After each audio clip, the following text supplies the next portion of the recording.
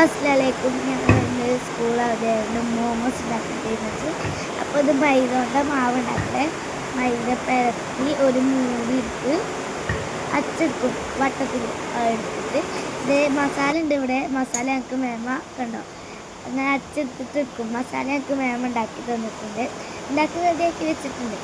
ഞങ്ങൾ സ്കൂൾ അവധിക്കല്ലേ, എന്തെങ്കിലുമൊക്കെ വേണ്ടേ, ബോറടിയില്ലേ, ഞങ്ങൾ ഉണ്ടാക്കാൻ വിചാരിച്ചിട്ടാണ് ഞാനോളും ഉണ്ടാക്കുന്നത്.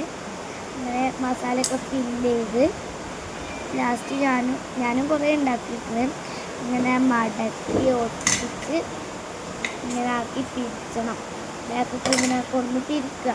ഇത് പിരിച്ചിട്ട് കണ്ടോ അതേമാതിരി ആക്കുക. അപ്പോഴത്തേക്ക് പിരിക്കണം. പിരിച്ചിട്ട് നമുക്കിത് വേവിക്കണം. ഓട്ടലത് എടുക്കുന്നതാണ് നല്ലത്. എന്താണെങ്കിലും വേവിക്കുക. വേവിച്ചിട്ട് അതിനൊരു മസാല ഉണ്ട്. എങ്ങനെ അതിലെ തക്കാളിയും അത് ഞങ്ങൾക്ക് മേമ ഉണ്ടാക്കി തന്നു. തക്കാളി ഉള്ളിയൊക്കെ ഇട്ടുണ്ട് ഒരു മസാല.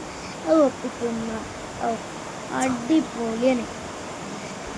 ചിക്കനൊക്കെ ഇട്ട മസാലയാണ്. അടിപൊളി ടേസ്റ്റി മസാലയാണ്.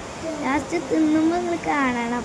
ഒന്ന് ട്രൈ ചെയ്ത് നോക്കണം കേട്ടോ. ഇതിൻ്റെ അനിയനാണ്, ഓനുണ്ടായിന് ഞങ്ങളപ്പം വെറുതെ പോളെടുക്കില്ല. അപ്പം ഞങ്ങളടുത്ത് വന്നിരുന്നു. ഞങ്ങൾ ഇതിട്ടാണ് വേവിച്ചിരുന്നത് കേട്ടോ. കണ്ടോ നല്ല മണം വരുന്നുണ്ട് അപ്പം തന്നെ, തുറക്കുമ്പോൾ തന്നെ. അടിപൊളിയാണ്. എന്തായാലും ഞങ്ങൾ കുറേ ഫില്ലൊക്കെ ചെയ്തിട്ട് വേവിക്കുന്നുണ്ട്, കുറേ ഉണ്ടാക്കുകയും ചെയ്തിരിക്കുന്നത്. ഇതാണ് കറി. ചിക്കനൊക്കെ ഇട്ട് അരച്ചുകൊണ്ടാണ്.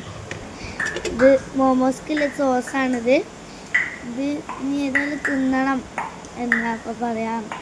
നമുക്കിത് ഉണ്ടാക്കാനും ഈസിയാണ്. പക്ഷെ മസാലയൊക്കെ എങ്ങനെയാണാവോ ചിക്കനും ഇതൊക്കെ ഇട്ടിട്ട് മറിച്ച് കൊടുക്കണമെന്ന്. അടിപൊളിയാണ്. ഞാൻ കണ്ട വീട്ടിൽ ഞാൻ തന്നെയാണ് ഉണ്ടാക്കിക്കുന്നത് വെച്ചാൽ. അപ്പോൾ കാണാം.